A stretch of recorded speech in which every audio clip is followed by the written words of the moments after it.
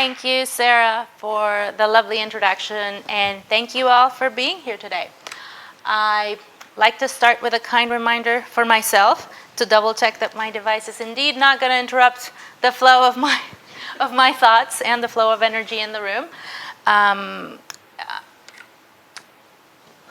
I wanted to make sure to, again, start with welcome to you all. Buenas tardes y bienvenidos. So thank you again for being here today. My name is Anaid Yerena, and I'm an assistant professor in urban studies in the School of Urban Studies here at UW Tacoma. It is my distinct honor and pleasure to have been selected as the recipient for the 2019 Distinguished Teaching Award. If you have any questions throughout the presentation, feel free to interrupt by raising your hand, or there are some Post-its on the table where you can feel free to write your question and I will come and collect them. And now to start my presentation, I would like to begin by respectfully acknowledging the Puyallup people who have stewarded this land throughout the generations, and to recognize the land on which we gather as the ancestral and unceded territory of the Puyallup sovereign nation. Every community owes its existence and vitality to generations from around the world who contributed their hopes, dreams, and energy to making the history that led to this moment. Some were brought here against their will, some were drawn to leave their distant homes in hope of a better life, and some have lived on this land for more generations than can be counted. Truth and acknowledgement are critical to building mutual respect and connection across all barriers of heritage and difference. We begin this effort to acknowledge what has been buried by honoring the truth. We are standing on the ancestral land of the Puyallup people. We pay respects to their elders, past and present. Please take a moment to consider the many legacies of violence, displacement, migration, and settlement that bring us here today. And please join us in uncovering such truths at any and all public events. And for any of you interested, this is a great resource on the types of wording that you can adapt for your presentations, that you can adapt for your meetings, and or for any, as I mentioned, any public event that was created by the U.S. Department of Arts and Culture. It's available online on their website. So why teaching with love? How does one teach with love? These are two questions that will guide our time together and serve as the basis for our reflections. As faculty, staff, students, and community members gathered here today, we have a unique opportunity to learn and share from one another. My wish is that this precious moment inspire, engage, and energize us as we continue on our path as lifelong learners. The overarching purpose of my work is to contribute through teaching, research, and engagement to the dialogue and actions concerned with social justice in communities around the globe. My academic background in urban planning, professional experience as an architect, and cross-cultural and bilingual sensitivities all inspire my teaching approach. My aim is to provide opportunities for students in the classroom and beyond to learn about collective action and community development. By promoting reflection on culture and context, I hope to encourage students to remember how their backgrounds enrich their own and others' learning experiences, and to motivate students to work towards improving our relationship with the land and with one another. Today I will share with you the ways in which I teach with love, explore some of the strategies I use in my classroom to foster a community of care, and guide us as we build our collective knowledge. To start, I have prepared a breathing exercise, or breathing space video. Your participation in this exercise is completely voluntary. If you choose not to participate, I request that you please sit or stand silently while the rest of us complete the breathing exercise. This moment is intended as a gift to ourselves. We all have a lot going on and may seldom take time to simply breathe and do nothing. This is why I am dedicating a moment of our time together to make space for us to do so by following along to this recording. Can someone please turn down the lights? Start breathing deeply in through the nose and out through the mouth. Don't worry about how loud your breathing is or if anyone can hear it.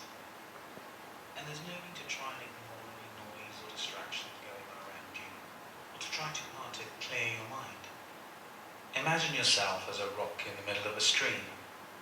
All the noise and commotion that may or may not be going on around you just washes over you without having any effect. Focus on your breath. Think about how anything that has negatively affected your day up until this point, and with each out-breath you are simply going to imagine any unnecessary stress these events are causing you to feel just ease away. Breathe in and observe how you feel. Breathe out and feel it easing from your mind.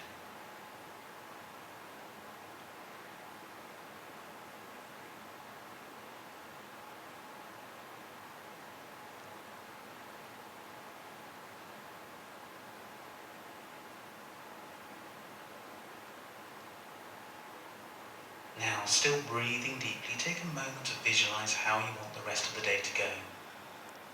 Imagine achieving any goals and successes at the end of the day, and how that will make you feel. Create a mental picture of what that looks like, and take a moment to play that out in your mind.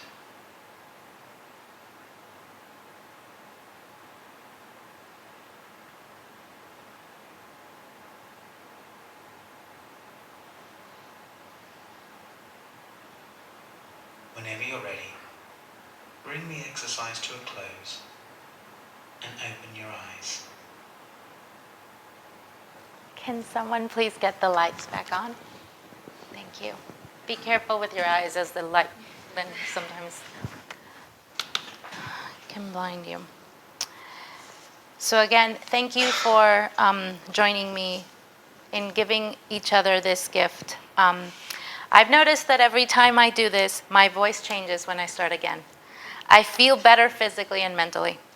It is now a common practice in my courses, and is one way in which I acknowledge and honor the other human beings in the room, the whole student, as some people call it, who just had to physically transport themselves from where they just were before it was time to start class, who may have struggled to find parking, who had to rush across campus from their previous class, just got off the phone with a nanny who had a time-sensitive question, or was just simply thinking about all the other things they'd have to do when they're done with class. I learned this technique from our esteemed colleague and my friend, Dr. Jane Thompson. In early 2018, she led a workshop in which I participated on the CARE heuristic. CARE stands for compassion, awareness, resilient responding, and empowerment. This breathing exercise is an example of a compassionate practice. I'm going to read to you some quotes from Dr. Thompson's research that will help illustrate why I do this in my courses. Compassion consists of the recognition of suffering and the motivation to act to alleviate it. Compassion can be taught and increased through the use of various practices. Compassion can be directed towards others and towards oneself. Compassion is listed as the first CARE heuristic, the C in CARE, because it is foundational. This was the lesson that I took away from that workshop that reframed my approach to everything, in particular my pedagogy. The understanding that self-compassion is foundational to my ability to offer compassion to others. And if what I'm hoping to do is to lead and to build a community of care in my classroom, I need to start by being compassionate to myself. And taking a few minutes to breathe before we get the class started is just hits the spot. Thanks to this workshop, as I said, I came to the realization that to foster this community of care, I need to start by developing our self-compassion as a group. This is relatively simple. There are several other YouTube videos like the one that I brought to you today. There are apps, free apps that you can use on your phone that you can plug into the sound system, or just simply play on its loudest setting.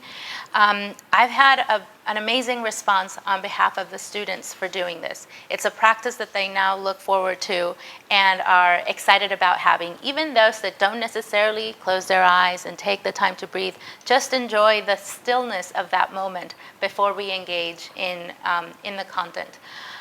Something else that I share with students at the beginning, just as I did with you, about how this is voluntary, it's also a time of grace for students that are indeed running a few minutes late. And aren't intending to miss any of the course, but got bumped into someone as they were coming down the hallway, or for whatever reason weren't here at 10:10, which is exactly the time that my classes start. And they know that if the door is closed and their lights are down, they just have to wait a few minutes. They haven't missed anything. They could do a breathing exercise outside. They'll be welcome, and they'll be able to join as soon as we turn the lights back on and or open the door. So now that we have more oxygen in our brains, let's engage. At your tables are some 3x5 index cards. They're flipped over. They look blank. They look like they have lines on them, but they're actually flipped, and they're titled "About You." Each card contains 3 questions. The questions are: what is your preferred name? Which pronouns do you use? Is there anything else you would like me to know about you? Please fill out a card. There are some pens at your table as well, and I have more pens if anybody needs another one. Please fill out your card, and we will then go around the room, and you will share your answer to the first, and if you would like, to the second question. The third question is only for me. No one else will read this answer. It will be kept between you and me. Yes? For the third question, I'm sure you don't really care, but are you thinking that I take this as if this is the first day of the course that I'm taking with you? Yeah, that would be what the student would do in the first day of class, but you're not students, and so you could take it differently any way you'd like. And I can model my responses to the questions. So for example, what I would share in that first day of class would be, my name is Anaid Yerena. Over the course of my class, my preferred names are Professor Yerena, Professor, Dr. Yerena, or just Doctor, whichever is easiest for you to remember. My preferred pronouns are she and her. And something that I would like you to know about me is that I was born in Mexico. I am bilingual, speak Spanish and English. Before becoming a professor, I worked as an architect in California. I moved to Tacoma to join UW Tacoma about 5 years ago.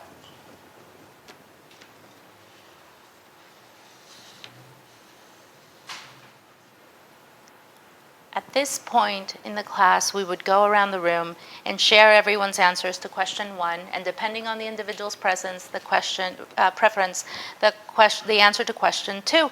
Then I would go around the room and collect the cards.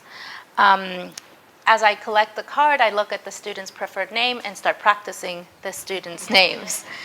In this case, I will not be collecting the cards. Unless you really want me to learn something about you, just let me know and I will collect it later.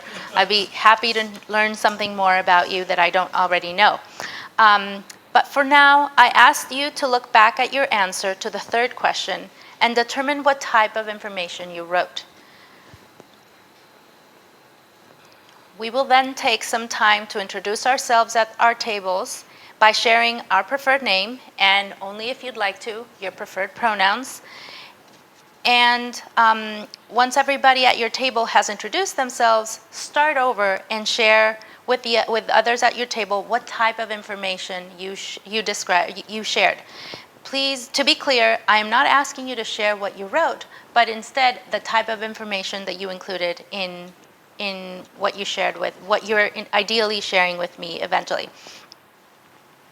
And I'm going to kindly request that one of you at your table please use the back of your program where it says notes to record the types of information at your table for the share out. When you hear this sound, which I'm going to play,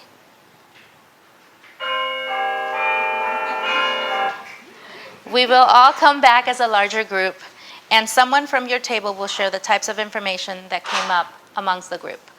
There are several of us in the room now, and so I ask you to maybe keep your voices down as to only share with the people at your table so this doesn't get too unruly.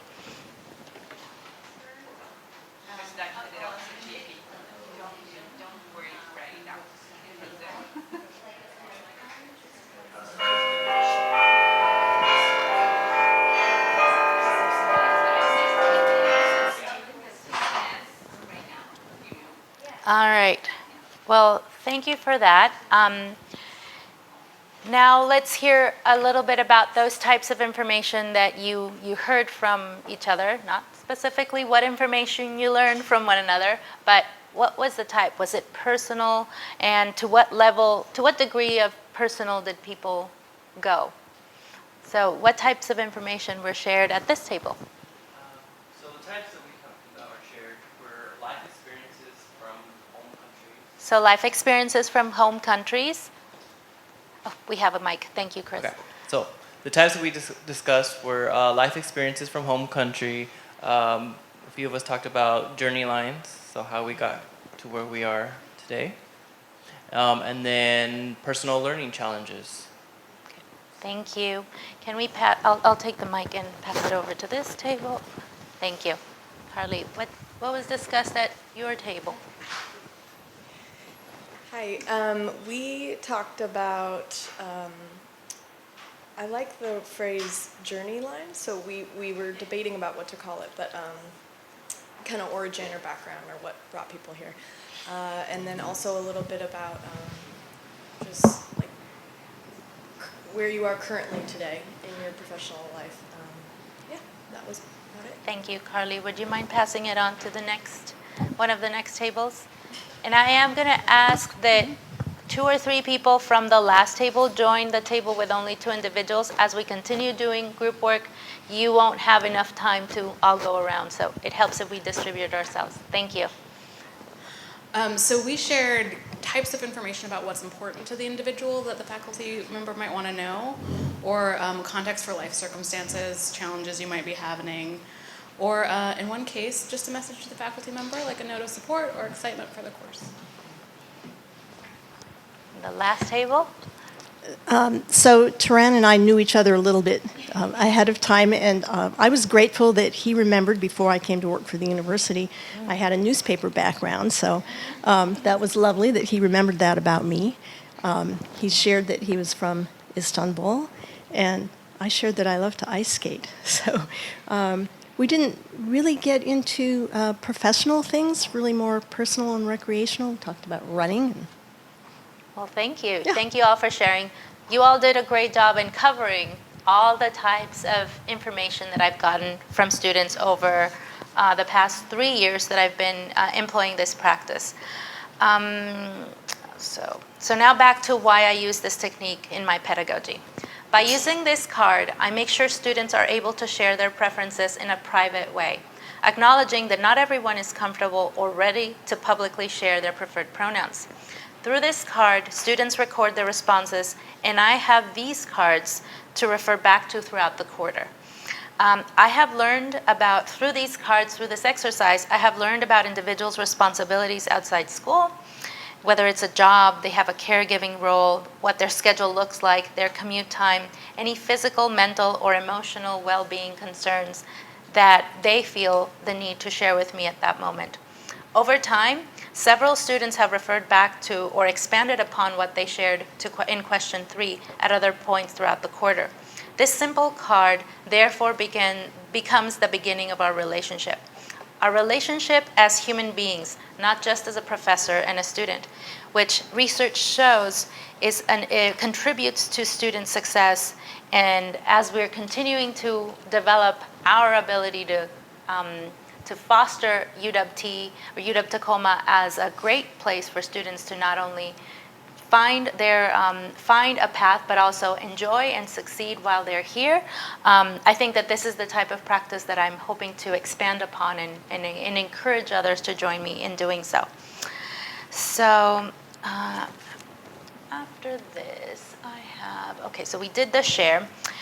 And I mentioned to you very broadly the reason I start my class this way. Another thing that I do at the beginning of the class, which I've learned from several fora that I've participated in, such as the recent symposium in indigenizing education, practicing decolonial pedagogy that was hosted at UW-Tacoma last month, it's creating community agreements. So what will the terms of engagement be in the space that we are holding together? As we come together, not just assuming that I'm going to be behaving like the previous professor that you just met, nor me assuming that you are going to behave like the previous student that I had last quarter. And so identifying, as I said, these shared agreements that we're going to abide by. And I have 2 examples here. This one was used in the workshop, Don't Leave Your Culture at the Door. And for example, it's respect the speaker, come with an open mind, be willing to be a lifelong learner, don't yuck my yum, speak from personal experience, and be welcome to express your feelings. There's also principles from collaborative learning that I used in the past, adopted from research by, and I don't remember the name, and it's cited there, but I don't know that, by Dr. D'Angelo and his and their co-author that I can't, read there.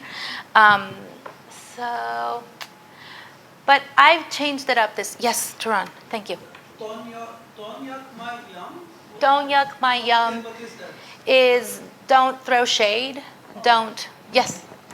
I have a 4th grader, and she recently introduced me to this one. If I'm eating something or I'm enjoying something, don't come over and tell me it's crap. Okay, Yeah, that's me. don't throw shade, don't bring negativity. Thank you, Sarah. Yes, that was also a question that I had. And in the past, I've brought community agreements. As I showed you this handout, I print them out and we discuss them, or we talk about if anybody wants to add to it. I have not been very successful with that strategy. Usually, if you're lucky, you get one person to maybe say, I did something in another place that feels right to bring into the classroom, so I'll do it. So I'll speak up and I'll share that with you. But this particular quarter, just this quarter, I tried something new. And I feel very successful about it, and I wanted to share it with you. So what I asked the students, instead of talking about community agreements, I asked the students, what qualities do you look for in your doctor?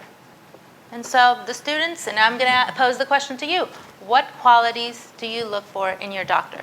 Think a few, I'll give you a few minutes to think for yourselves, and then we'll share.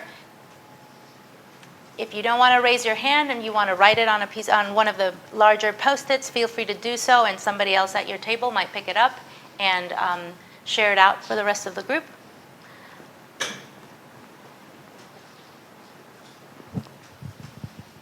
Yes. I'll go. We're not sharing just yet. First, we'll give everybody time to kind of ruminate their answer to the question. Yes, JW? I'm assuming Question?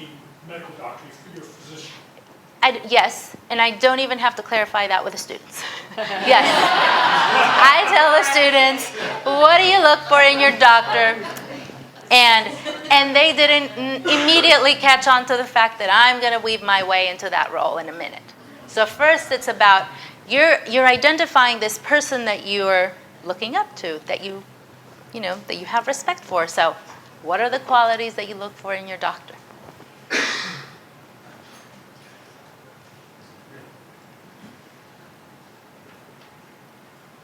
And the mic is at the table with Turan, and I did see somebody willing to share there. So whenever you're ready, you can start us off sharing with. So what qualities would those be?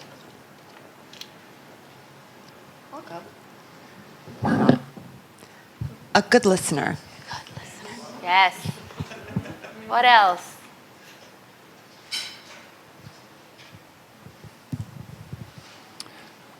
Competence. Competence. Thank you. In the back, I see there's a mic. If they're ready. Oh, there you go, Katie. Nope. In the front. Anyone else? Thank you.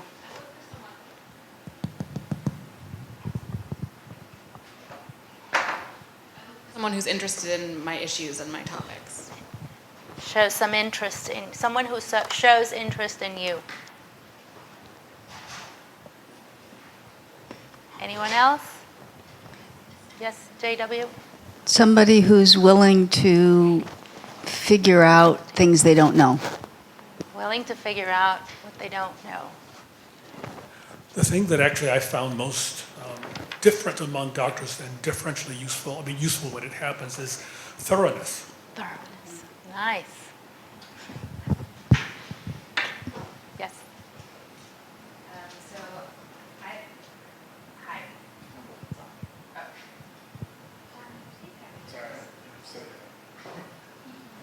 There we go. We're good. Okay. Yes.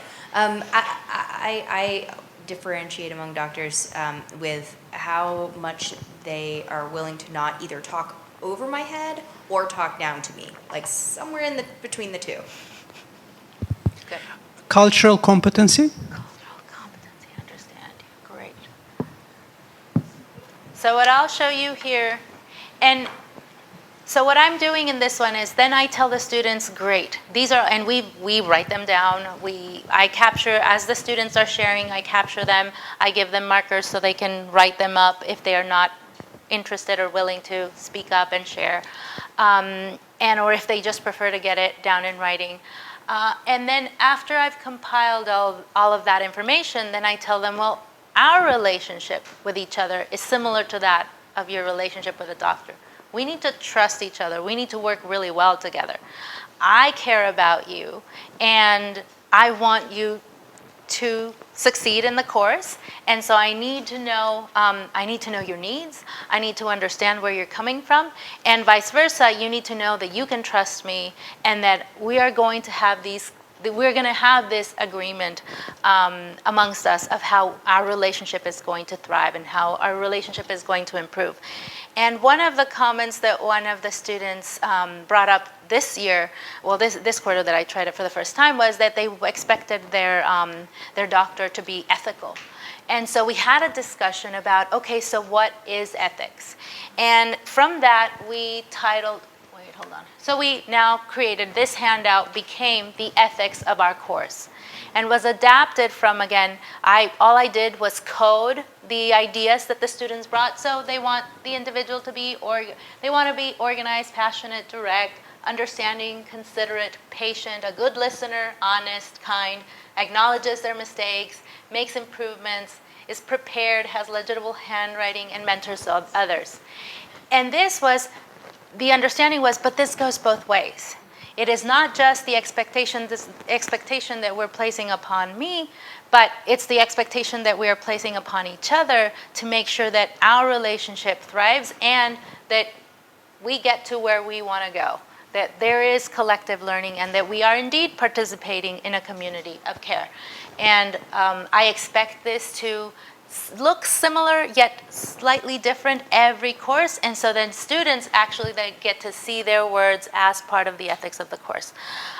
This is a handout that after there's the first collection, the next session I just bring it back in the visual format, and then again I ask, is there anything that you might have thought of since the last time we spoke?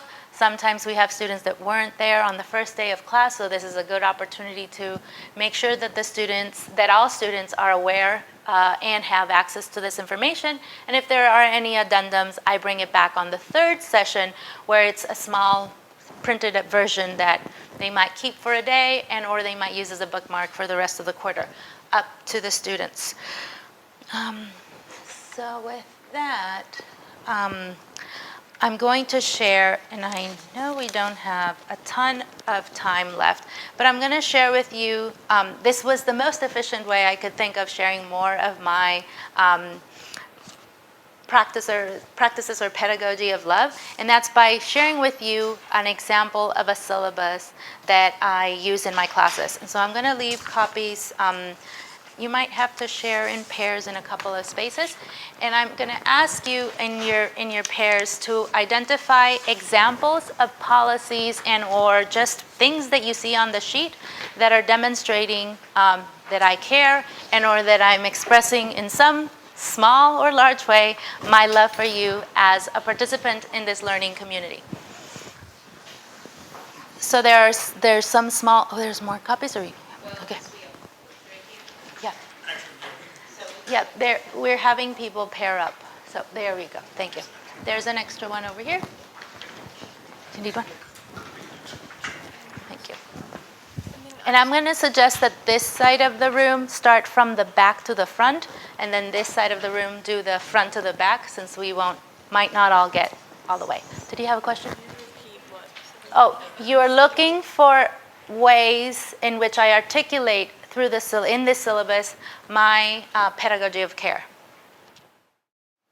All right. I know you won't have time to read my syllabi. I brought an example of a brief syllabi because I wanted to make sure that I have learned the value of putting everything in writing so that students can access it at will, and or, more importantly, when I receive a question halfway through the quarter as I'm walking through the hallway and I'm expected to remember the due date for something and or what book the reading is from, I just can stop everything I'm doing and make sure that I pull out a copy of the syllabus and can accurately respond to the student's question. Because if I don't put it down in writing for myself, I can't expect the students to understand the logistics behind the course. And so we'll take some time to go if at least one volunteer from each table shares an example of what you read, and if the example that you were hoping to share has already been said, I'll ask you to share another one. So we'll start with the table here in the front, then we'll move to the table all the way in the back. Do we have a mic there? Yeah. So is there an example you all found? I really like that the exam questions come from students' questions throughout the quarter. They're not questions you make up, that they're questions that the students themselves have developed. Nice. Thank you. How about in the back?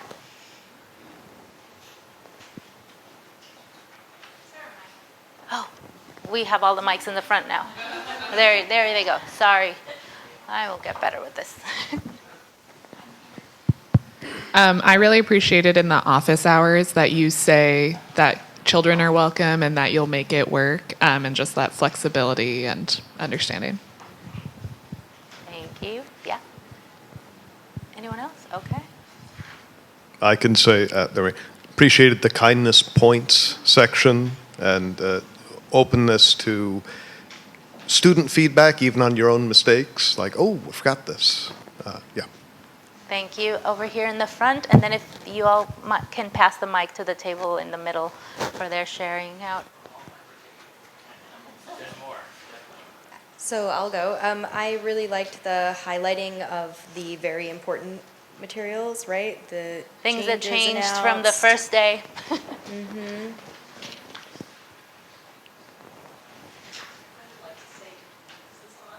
I don't think so. No. I'll just speak loud. I'd like to reinforce what Linda said. I think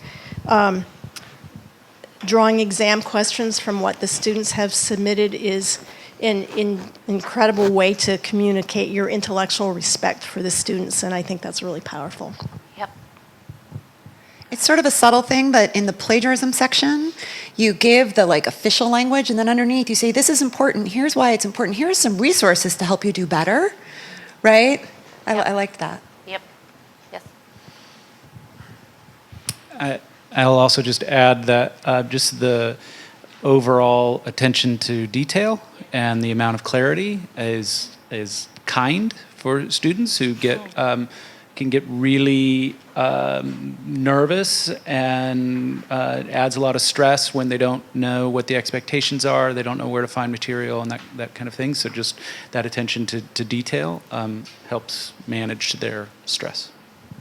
Thank you. Yes. And I keep this format consistent in all the courses that I teach. So a student that might have had an introductory level course with me is familiar with the sections of my syllabus, knows where to find information about what's happening today and information about policies that happen throughout the quarter. A few of them, there are several other things. A big one that has really worked for me has having students share contact information and having the opportunity for them to start to get to know one another and know that they are a resource for one another. So I would be happy to share more details about how I make these work, because some of them, at least at the beginning for me, I was taking on the challenge. How am I going to adapt student questions to the exam every year? How is, so for example, on that one, it is not that their discussion question per se makes its way into the exam, is that the topic and the concept that surrounds that, or that the discussion question hinged upon, is what will make it into the content of the exam. And since students are able to bring their notes into the exam, from our discussions in the class, they're able to take notes. And of course, then the exam questions are not what is the definition to this, but it's how are we applying, like the application of the concept and their ability to identify the concept. At the end of each quarter, I take time to reflect upon, as I review, well, after the end of the quarter, as I review, before I teach the course again, as I review the yellow sheets in the course evaluation forms, what I use those sheets first and foremost for is as an opportunity to reflect upon the sources of stress for students. Because I've found that that is one manifestation of a student's stress, the way they articulate what went wrong and what could have been better. And that is the way in which whenever I identify one of these concrete statements, such as, it was impossible for me to get everything in on time because your deadline was during my work schedule, like conflicted with my work schedule. And I identify, so what is within the realm of my control? What is outside the realm of my control? So I cannot change the student's work schedule. However, I do have full control over the due dates of my assignments. And that practice has led to what I would call, I don't know, butterflies and lots of good feelings, which is basically, unless it's an assignment, you might not have gotten into the weeds of the assignments, but unless it's a reading assignment that is the preparatory work for the discussion for the day, you may turn in your assignment anytime during the quarter up to, before grades are due, right? By the end of week 10. You may catch up on the work that you may have missed, either through illness or because you just couldn't make it, or because you were there and you weren't in the right frame of mind to complete the assignment at that moment. And the only understanding I request from the student is that I may not be able to grade that right away.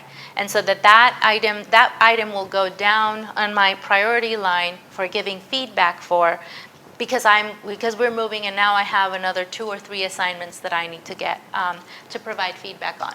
But it has really changed a lot of the tension that I used to feel in the classroom about feeling like I had to say no, or feeling like I had to make special dispensations, and or even just coming up with what am I going to say? Like, if I say yes, how? What? Because it's not sure, you can turn it in, like when, by when, and to try to be consistent across students. This way, it is in writing, it is expressed at the beginning of the quarter, and I will tell you that consistently in the 2 quarters that I have done this, it is about between 15 and 20% of the students don't turn in their assignment on time, which means that it is not a huge amount of backlog of like nobody turns it in on time and all of a sudden I'm having to grade everything at the end. Not at all. It is this very small, yet if you think of those 15%, that 15% of the people in this room being stressed out or concerned or upset over the fact that they had a family emergency and therefore now missed points or missed the opportunity to turn in the assignment, that 50%, and by the way, those 15% is not always the same student. And so then all of a sudden I am accumulating 15% of tension in different places in the room that lead to less than pleasant exchanges throughout the quarter. And it's not direct. It's just that the tension and the dissatisfaction, and sometimes they feel that they've let me down because they weren't able to turn in the assignment. Or they're disappointed in themselves, and that makes them not perform better in the next assignment, which again, that is really defeating my purpose in the classroom. And most importantly, when I'm looking at these comments and when I'm looking at what the sources of tension were for the students, I stop and reflect, and this is a practice that I started and I learned from my participation in the SEED workshop over, I think, 2 summers ago, where we talked about why do we grade? And I realized, well, I've never really stopped, let the world pause for a minute and have a legitimate answer to that question. And so now I do that about all of my practices. So why do I have a due date for this assignment? And depending on my answer to that question, that very important question, then I can identify the places in which there is room for improvement.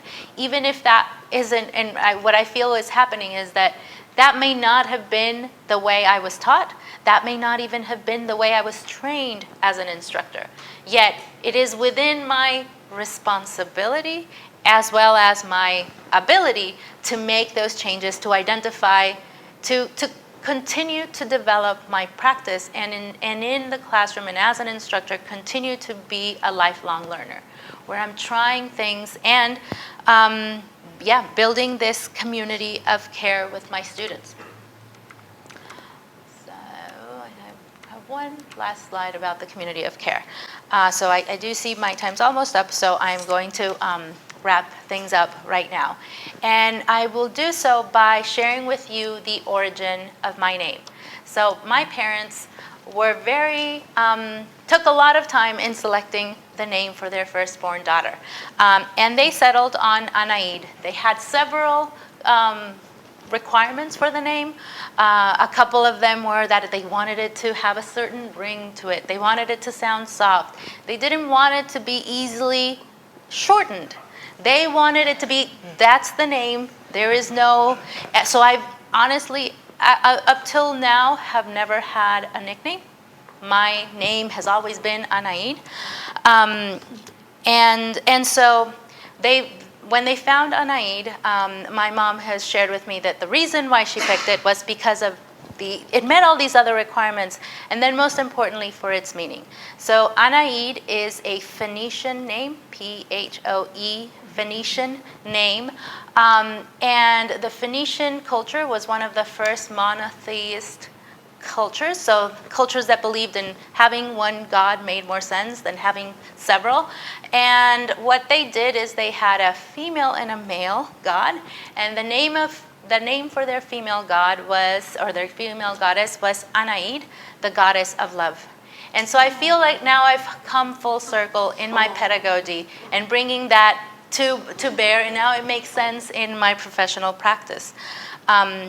The practices that we have experienced or explored today are part of my pedagogy of love, and they are my way of contributing every day to our campus's goal of improving student success. In doing so, I am joining many other staff, faculty, students, and community members and parents committed to our community of learners, many of you who are here today. Finally, and most importantly, I teach with love because I know that if I don't, I am one of the oppressors. That by not practicing a pedagogy of love, I am causing mutual harm and perpetuating trauma. My pedagogy of love is an integral part of building a community of care in the classroom and beyond. Thank you for your time.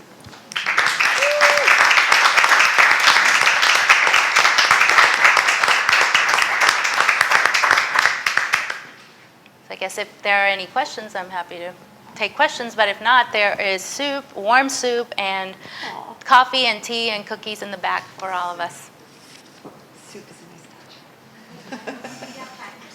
Yes, we have time for, and did right on time.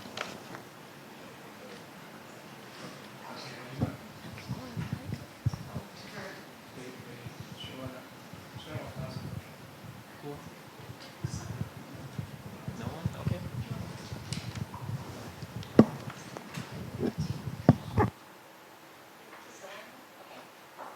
So, do you find that the students actually read the syllabus? I mean, I'm kind of serious about this because I always explain to the students that the importance of that it's kind of the contract. You know, this is what I'm trying to deliver, and this is what my expectations are of you, and this is where we have some wiggle room and things like that. And invariably, we'll get to like the last week of classes, or I'll see questions or comments in the on the goldenrod sheets that suggest that they've never read it over the 10 weeks. So are there practices to I have practices for that one. So one of the things, thank you for your question, Linda. So the question was, how do I get students to read the syllabus? That's how I'm going to shorthand the question. And one of them is, after we go through the community agreements on that very first session, as people are warming up to what it is to take a class with this particular human being that now is in charge of the class, I would distribute a copy of the syllabus in its current form, as that's part of the reason why I know there might be modifications. Especially getting guest speakers by the first day of class is very challenging, confirmed by the first day of class.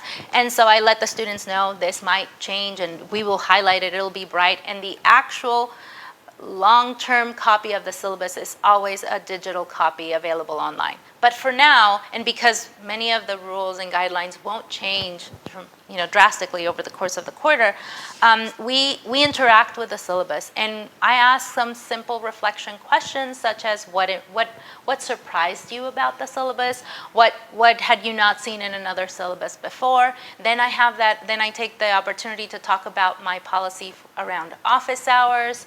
I make sure that I give them time to exchange contact information during the session and say, okay, if I use this example that I'm very proud of, but it's because it's worked. So they ask me, when I say about the contact information, why is it important to exchange contact information? And I say, because I have learned over time that planning for everything to go right actually makes absolutely no sense. So having a syllabus that says that we will all nobody will catch a cold, nobody's tires will be flat, no one will have a child that didn't make it to school, no snowstorm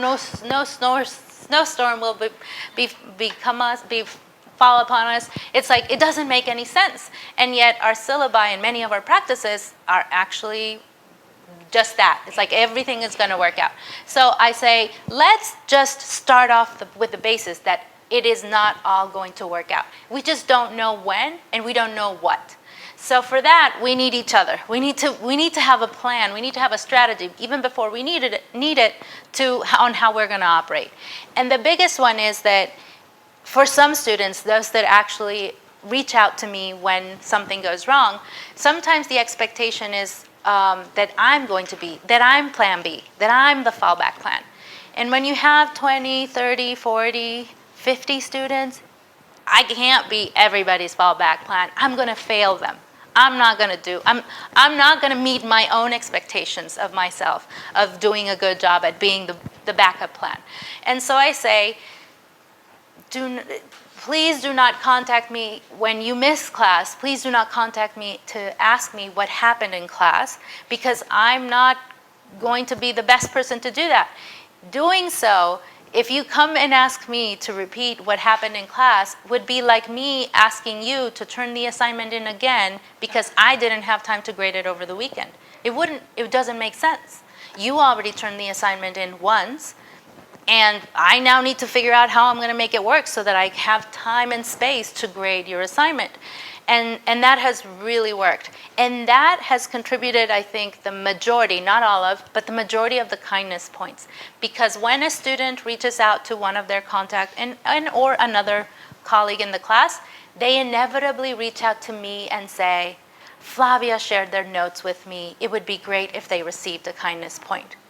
And so it's like, again, it's fostering this community of love, this community of care. We care about each other when we're in this classroom.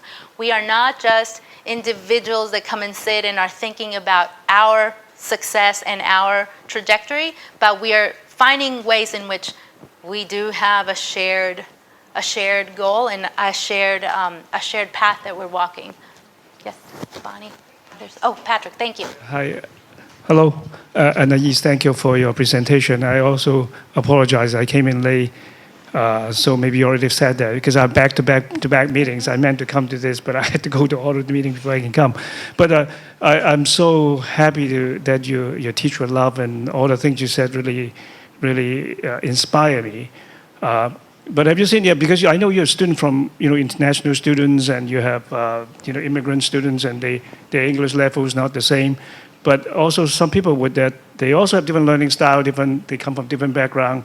Even though you have a great strategy, you accommodate them. Would anybody take advantage of that or abuse that? Let's say I'm international, my English is no good, so don't grade my grammar, just grade my content. Or I had to be late because I had parents coming to visit from international or whatever, that they trying to make use of your kindness or likableness or whatever, it's not the term, to trying to get something from you? Oh, and if so, how do you deal with that? Well, that has not been my experience up to this point. I have not been teaching for many years. So in general, and I did not go into like what do I do with my assignments. It's the importance of learning from our mistakes and feeling, being willing to make mistakes. Is such an important skill that I feel sometimes I wasn't as good at modeling and or teaching my students, because it was like, you got to get it right, and these are like the 5 things you need to do and to get it right so that you can get that score. And that's back to the why do we grade and what is the purpose of assigning a grade. And now I've gone back to well, yes, there is a grade, but many a times, especially early on in the quarter, there are opportunities to improve upon that grade. When you identify exactly what would have gotten more of the credit, what did you miss, what did you not notice in the first assignment? And again, it is about 15 to 20% of the students that actually either have the time or are able to do it the first time. And for those that don't take me up on the opportunity for the regrade, I am at least confident that they know what they can do next time. They give exactly from my words what they can do next time for that assignment to not be marked down a point or 2 for whatever the reason was. And so I definitely do not grade students on grammar. And again, it's about mutual respect. And so the same way that my doctor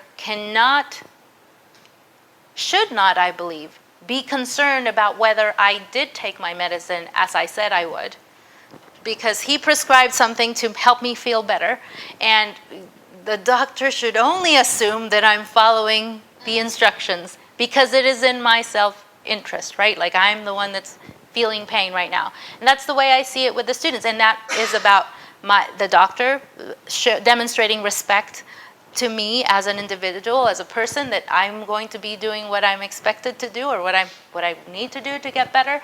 It's the same with my students. Like, they're here because they're hoping to learn, they're hoping to find or develop some skills, refine some skills, and that is with the respect that I approach any circumstance around, are they taking advantage of it? Like, my default answer is no, because I respect them, and I am sure that they are here with the right intentions. And if someday someone actually takes on that opportunity to meet up with their parents that are traveling from abroad, it's like, I don't mind at all. And I think that they should feel empowered to do so and not think that they need to ask for my permission. I'm only a guide in a moment in time, and we're discussing content matter that I'm passionate about, and yet I hope to be someone in the long term that they can look back to with fondness and whom they respect and identify that or feel that they were respected by as well. Bonnie, I see you have the mic. So, have you ever taught online? And if you have or haven't, do you have any suggestions about how to create this community of care among students when you're not in the classroom physically together? I have not taught a course online, and I can see how that is that would be one of my areas of focus of how to build interactions into the course content when we don't all get to share a space and we're not there at one time. I have heard of strategies used by faculty that have done this, such as having multiple discussion sections at different times so that there is some level of synchronous learning or engagement. But no, I have not tried that yet. When I took a class online as an undergraduate, as a student, I flipped it. I found the group of students that were enrolled in it, and I made study groups, and we took the exams together, and so I made my community. And so maybe that would be a suggestion, a practice or an idea that I would share with students. I know that it might not work for everyone, but this idea of, yes, it is an important part of the learning experience to have other people to reach out to with questions, doubts, and or just to study with. Thank you for your question. Hi, James. I'm thinking about the amount of warmth that you bring to the classroom, your positive energy, your affect, and then all of your pedagogical practices that kind of extend that, right? And I think when you work to kind of cultivate a community of care, it requires a lot of energy from the instructor, an investment of time, not just learning names, but helping folks feel as if, the students feel as if they're noticed, and that you kind of embrace all of what they bring into that classroom environment. As you work to kind of create this environment, one where you're expending lots of energy to do so, how do you work to kind of take care of yourself in the process? Thank you for your question. I am working on it. I started in that particular workshop that I shared with you today about the care workshop. And it was that reframing that happened around, if I don't take care of myself, I'm not going to be kind. And I was definitely guilty of that. And during my day and in personal and professional interactions, I still catch myself. It was like, oh yeah, I'm hungry. It's really hard for me to be very patient and kind and giving when my stomach is like digging a hole. And so I haven't taken care of myself. How am I going to extend, love and compassion? And so, this goes all the way to scheduling and prioritizing my workout every morning. Making sure that I'm packing food and lunch most days. That's part of the reason why I brought soup for you all, because this is lunchtime, and again, it is important for us to not only go through the practice of breaking bread and spending time with each other, but because, again, taking care of the vessel in which we are held right now is important to our ability. It's integral to our ability to radiate energy, to have energy to function, to be able to think, and to be able to share warmth and love with others. The breathing space, and I tell the students, it's as much for you as it is for me. I need to breathe. Sometimes that is the only time that day that I breathe intentionally. I am now carrying a bottle of water. This is another good tip that I now am using when I say, are there any questions? And there's this silence, and it's really, yes, I know it's awkward, and I drink a lot. And actually by the third or fourth sip, questions come up. I didn't bring an example. I might have an example of a slide, because this is adapted from a course, but I have a slide for questions, and I've set a timer for myself where I say, here 60 seconds is the minimum we should be waiting for questions from students, I think. Because when I think about it, how long it takes for me to articulate a question, and then if it's okay, this is going to take forever because my slide deck can get very long. Let's see if there's one. There we go. That's what it looks like. So it's visual, and I have the timer, and so when I say, are there any questions? I would press play, and then I drink.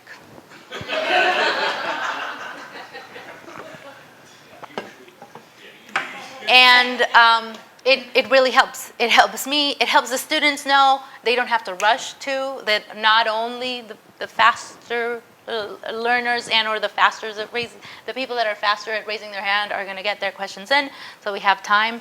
That notion of, especially for students that speak more than one language, having the ability to write the question down and hand it over to me or hand it over to one of their classmates is important, is another way of getting their input. And so, yeah, I do a lot of little things throughout the day. And then there are days that I can recognize, except for the gym. That's the one that I'm like, I'm this year, I've been much more intentional about seeing it as part of my responsibility as a faculty member, which I didn't see it before. It's like, well, it doesn't happen in the classroom, so is it or is it not? It's like, it totally is. Because if I'm not feeling healthy and if I can't bring in that energy that I need to bring into the classroom, I'm actually doing a disservice to my students, and I'm just doing a disservice to the institution and to myself. And so it's finding those things that it might be going for a walk for some people. It might be just, doing a 5-minute meditation in your office. It's like, it can look in many different ways. And I've tried a few of them, and the ones that I like to stick to are the ones that are easy for me to do.